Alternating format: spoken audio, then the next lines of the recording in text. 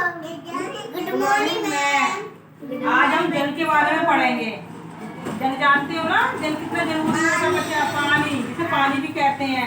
बैठे रहो बैठे रहो बैठे रहो। देखो बच्चों, जल को जीवन कहा जाता है। जल ही को हम जीवन कहते हैं। जल के बिना हमारा जीवन नहीं है, बिल्कुल अधूरा है। कल्पना भी नहीं आप कर सकते जल के बिना। बातें नहीं तो जल के बिना आप जीवन की कल्पना नहीं कर सकते। जल नहीं होगा तो कुछ भी नहीं कर सकते हो। तो इसलिए जल को जीवन कहा जाता है। यह हमारे लिए बहुत उपयोगी है। यह हमारे लिए बहुत उपयोगी है। जल पीने, खाने, नहाने, साफ सफाई आदि सभी कार्यों में जल की जरूरत पड़ती है ना बच्चों। नहाने के लिए, खाना खाने के लिए, पानी पीने के लिए, सब चीजों के लिए जल की आवश्यकता होती है।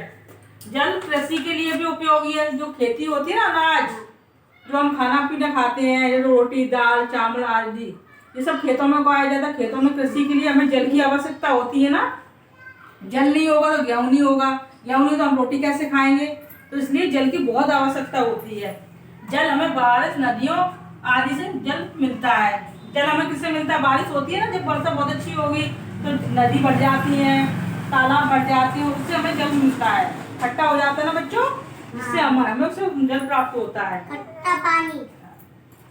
हम जल के लिए, जल के बिना नहीं रह सकते। हम जल के बिना नहीं रह सकते हैं बच्चों। जल हमारे लिए जीवन में बहुत जरूरी है। हम खाना खाने के बाद पानी पीते हैं ना, नहीं पियेंगे तो हमारी प्यास नहीं बुझेगी, है ना।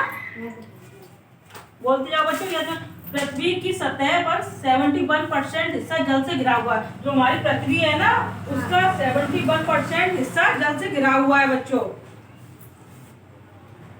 हमें जल की बर्बादी नहीं करनी चाहिए बच्चों। पानी तो बर्बाद नहीं करते हो तुम लोग, जल तो बर्बाद नहीं करते हो, नहीं करते हो ना।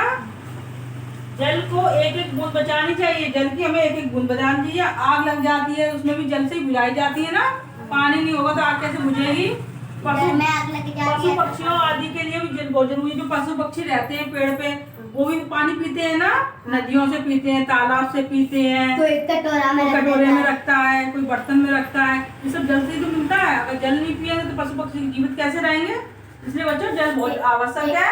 एक पक्षी है ना वहाँ पे मरा था पेड़। नहीं, जल के बिना, जल नहीं मिला हुआ इसलिए ऐसा हुआ हुआ। इसलिए जल सभी के लिए जरूरी है। जल जीवन का हमारा हिस्सा है। तो ठीक है बच्चों, सभी लोग लिखेंगे कॉपी में। आप लोगों ने जाना जल कितना जरूरी है।